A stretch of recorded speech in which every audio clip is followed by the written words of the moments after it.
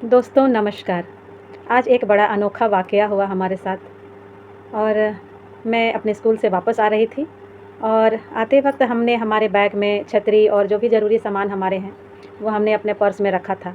और होता ये था कि थोड़ा पर्स छोटा पड़ जाता है तो उसकी एक चेन खुली रह गई थी, उसी में से छाता झाँक रहा था। मैं ऑटो में बैठी और ऑटो में बैठने के बाद मैं जब अपने गंतव्य तक पहुँची और मैं उतरी, उतरने के बाद जैसे ही करीब 1 आध मिनट के बाद जब हमने अपने बैग से छतरी निकालने की कोशिश की, तो मैंने देखा कि सिर्फ़ छतरी का कवर है और छतरी तो उसमें है ही नहीं।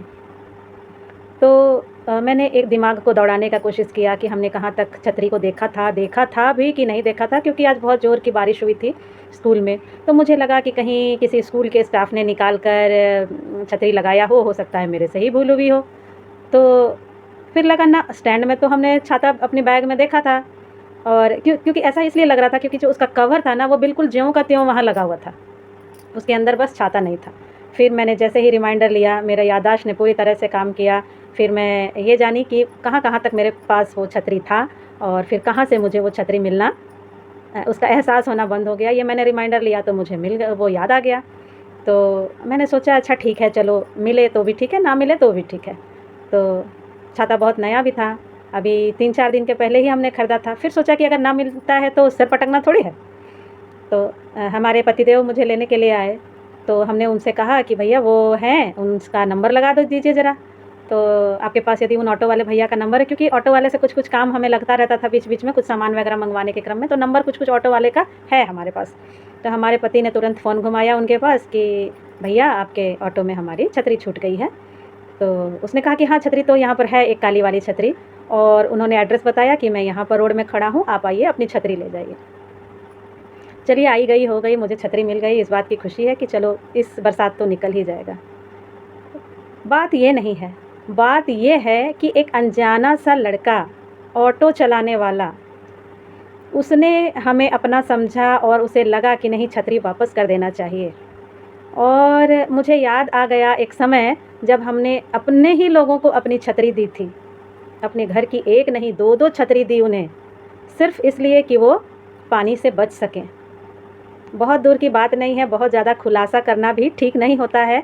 जिनका होगा वो समझ जाएँगे, नहीं तो फ़ेसबुक फ्रेंड्स तो अपने-अपने में सचेत हो ही जाएँगे। तो हम लोगों ने उन्हें छतरी दिया, 2-2 छतरी दिया कि चलो भई तुम लोग भीग रहे हो तो ले लो। उसके बाद बारिश का जो सीज़न था, ना जाने वो सीज़न उसी दिन से समाप्त हो गया, पता नहीं क्यों? समाप्त हो गया, छतरी जहीं की तहीं रह गई। हम लोगों ने भी उसे फिर याद नहीं किया। जब दोबारा बारिश होने लगी, खूब गड़गड़ाहट, कड़कड़ाहट होने लगी, बिजली चमकने लगी, बादल गरजने लगा और बारिश झमाझम होने लगी, तब हम लोग अपने घर में एक-दूसरे को दोषारोपण कर रहे थे कि आपने छतरी कहाँ रख दी? वो कह रही थी नहीं आपने छतरी कहाँ रख दी? तो पति-पत्नी का तू-तू मैं ये तो होता ही रहता है। और भी घर के और लोगों को भी डाँट-डपट होने लगी कि छतरी कहाँ गई? छतरी कहाँ गई? छतरी कहाँ गई? लेकिन वो छतरी आस-पास ही दिखती है, मगर फ़र्क सिर्फ़ ये आ गया है कि बड़े-बड़े अक्षरों में उसमें जिनके हाथ लगी थी वो छतरी, उन लोगों ने अपने बड़े-बड़े अक्षरों में अपने-अपने नाम लिख दिए हैं। तो वो चीज़ मुझे याद हो गया कि देखो वो तो पराया था, तो आज मुझे छतरी मिल गई। और अपने लोग जब छतरी ले जाते हैं, तो इस तरह से छतरी निकालते हैं, अपना-अपना नाम लिख कर के और अपना दावा ठोक कर के छतरी निकालते हैं। तो मैं ज़्यादा कुछ तो नहीं कहना चाहूँगी। कोई छतरी अगर हमारी किसी ने ले ली है तो वो बहुत बड़ा आदमी नहीं बन जाएगा, या हमारी छतरी हमसे छिन गई या छूट गई तो मैं बहुत छोटी हो जाऊँगी, ऐसी बात नहीं है। होता क्या है यहाँ पर? यहाँ उनके चरित्र का पता चलता है।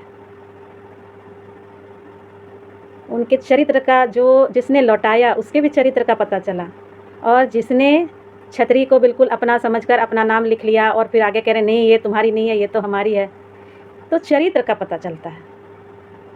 आशा है कि ऐसे लोग सिर्फ़ मुझे ही नहीं मिले हैं, आप लोगों को भी मिले होंगे और चरित्र का पहचान आसानी से किया होगा आप लोगों ने भी। और बिल्कुल जाने दीजिए, चलने दीजिए। जोहार।